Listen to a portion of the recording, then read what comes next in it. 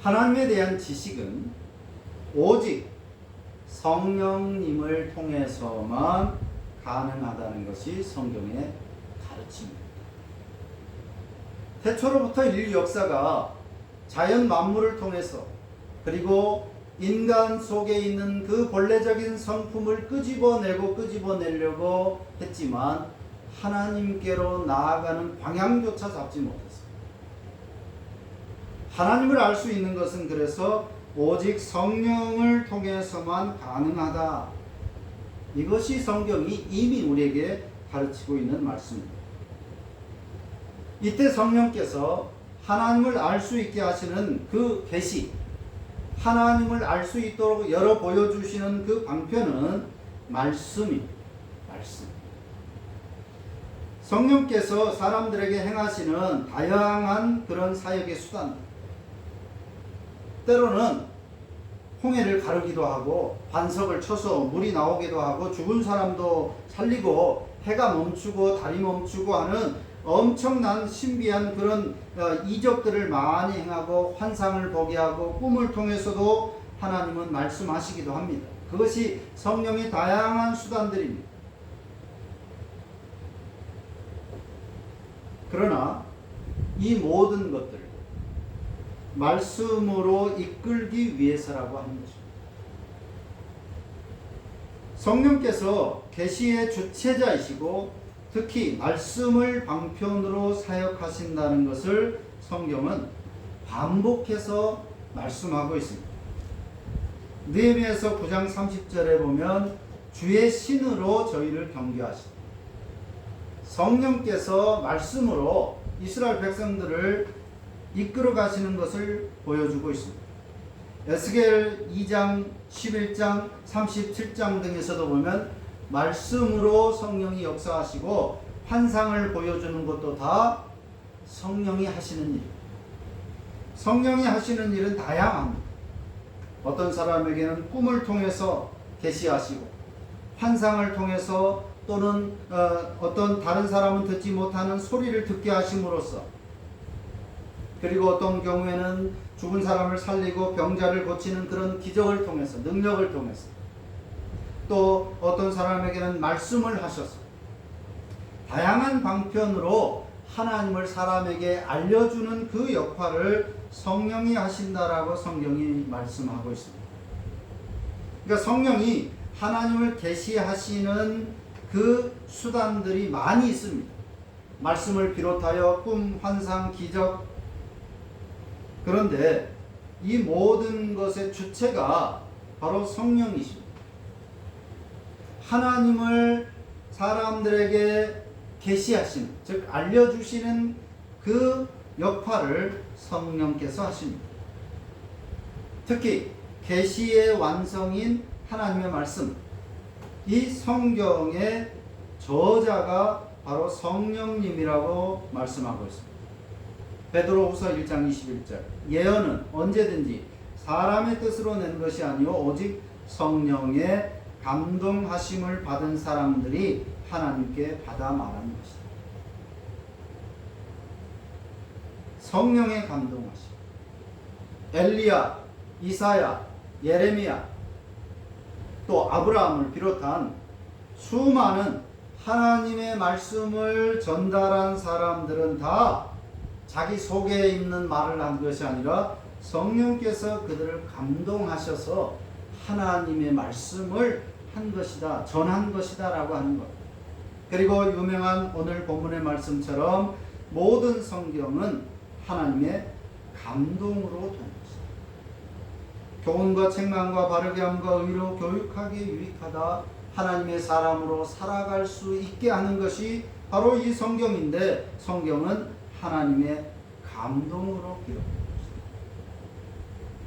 많이들 이 감동이라는 말, 하나님의 감동, 이 감동이라는 말을 영감, 곧 어떤 신비한 받아쓰기 정도로 이해를 합니다. 성령의 감동으로 성경을 기록했다고 하니까 성령께서 어떤 사람에게 영감을 주셔서 혹은 그 사람에게 하나님의 말씀을 집어넣어서 받아쓰게 하도록 한 것이다. 그런 식으로 이 성령 하나님의 감동을 이해하려고 합니다. 근데 이 감동이라고 번역된 이 단어는 호흡이라는 말, 호흡, 숨쉰. 다시 말하면 하나님의 감동이라는 말은 하나님의 호흡이라는 말. 즉 그래서 오늘 본문을 다시 보면 모든 성경은 하나님의 호흡으로 기록된 것입니다. 하나님의 호흡. 즉 하나님의 입김이라는 말인데 하나님의 호흡, 하나님의 입김이라는 이 표현은 성경에서 성령 하나님을 지칭하는 용어입니다. 하나님의 입김, 하나님의 호흡, 그것은 바로 성령 하나님의 사역을 지칭하는 표현입니다. 홍해를 바람이 불어와서 밤새도록 갈라냈습니다.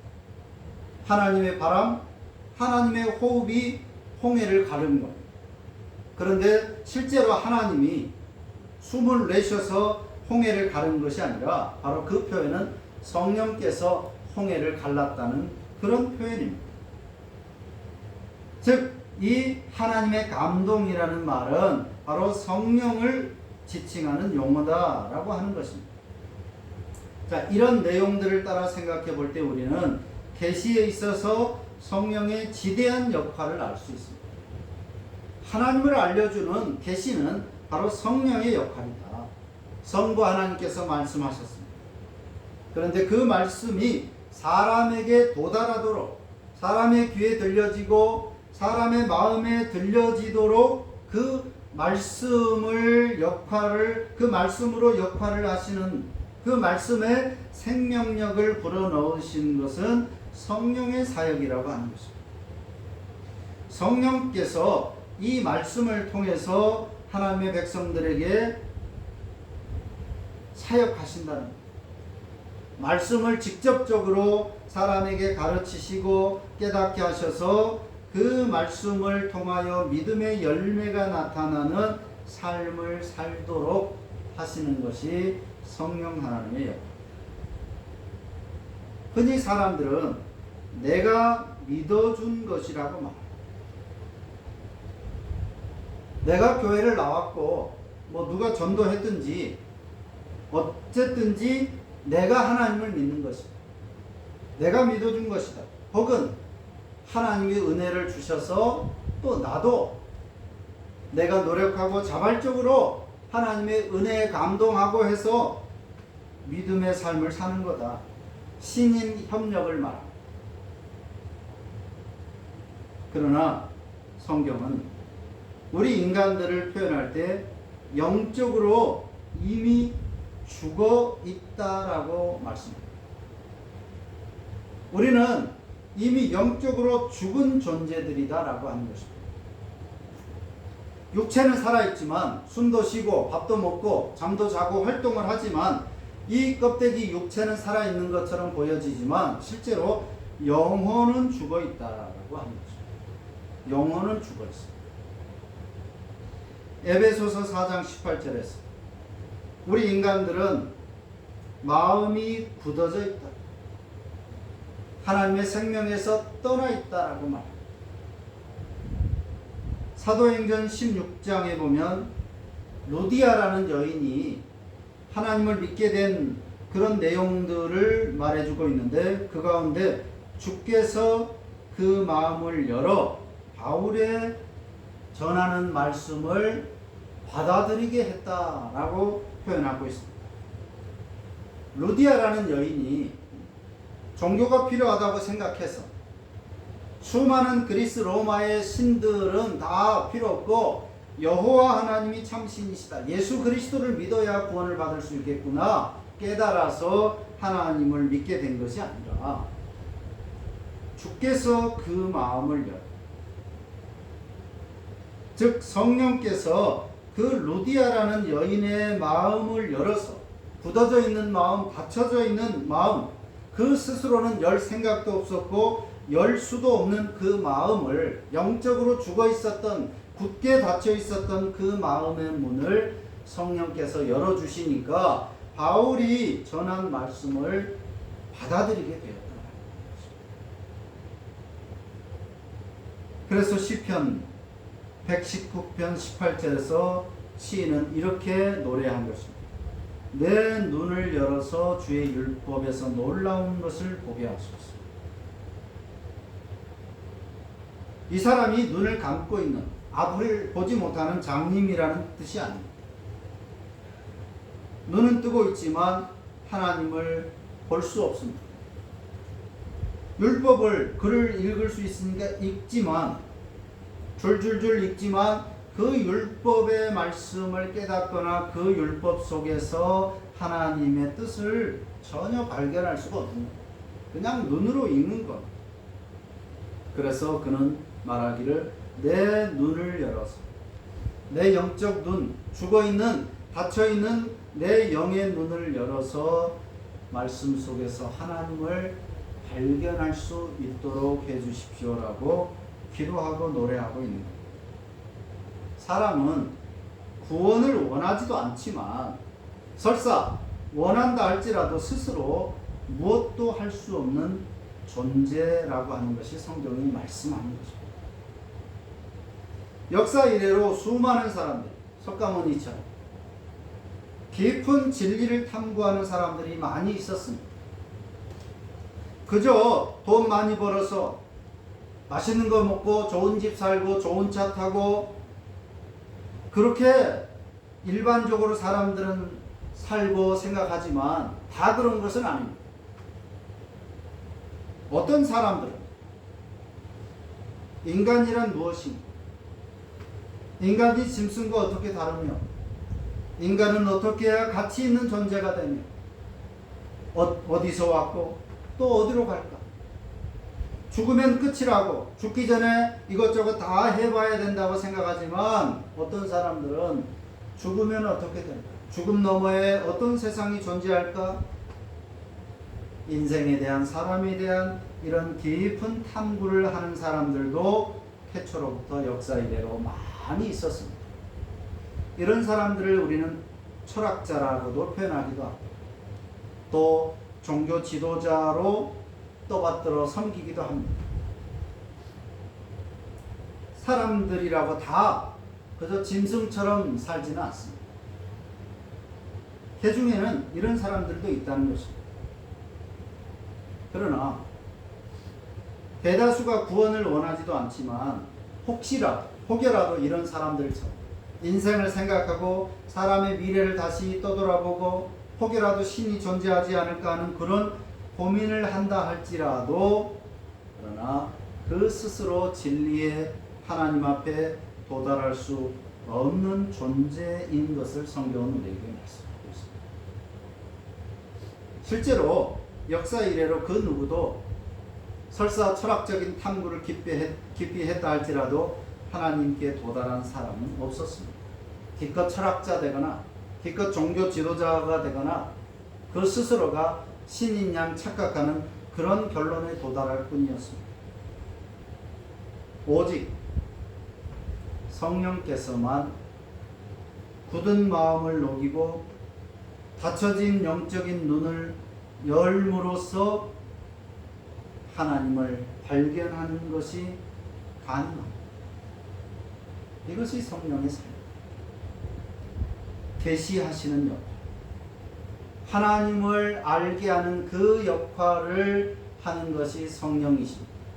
이것이 성령의 주 사역입니다. 예수님께서도 직접 성령에 대해서 이렇게 말씀하십니다. 요한복음 14장 26절에서 보혜사 곧 아버지께서 내 이름으로 보내실 성령 그가 너희에게 모든 것을 가르치시고 내가 너희에게 말한 모든 것을 생각나게 하리라. 성령은 말씀으로 역사하십니다. 요한복음 16장 13절 이하에서도 성령이 오시면 그 스스로 말하지 않고 오직 들은 것을 말하며 장래일을 너희에게 알리시리라. 즉 말씀을 알리신다라고 말하고 있습니다. 또 그 아래 내려가 보면 그가 내 것을 가지고 너희에게 알리시겠습니다. 또 너희에게 알리시리라 하였노라. 성령의 역할은 알리시는 역할입니다. 이것을 신학적인 용어로 계시라고 하는 것입니다. 계시.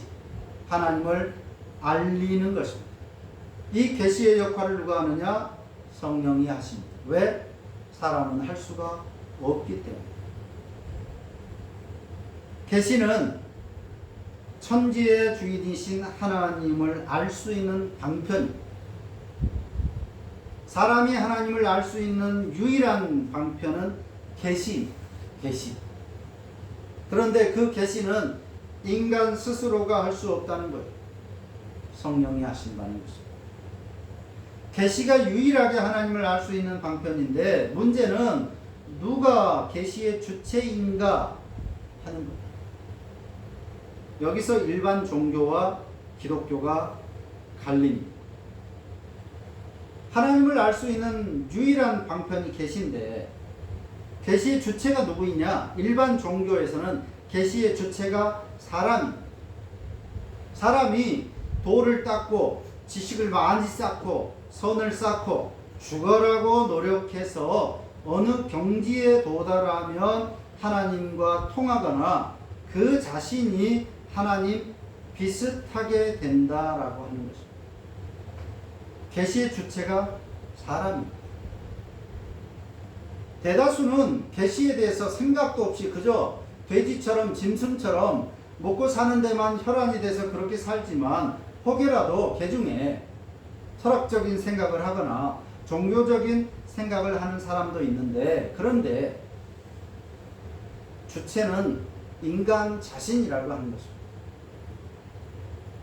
좀 다른 인생을 살기 위해서 좀 영적인 삶을 살기 위해서 뭔가 필요한데 계시가 필요한데 그 계시의 주체가 자신입니다.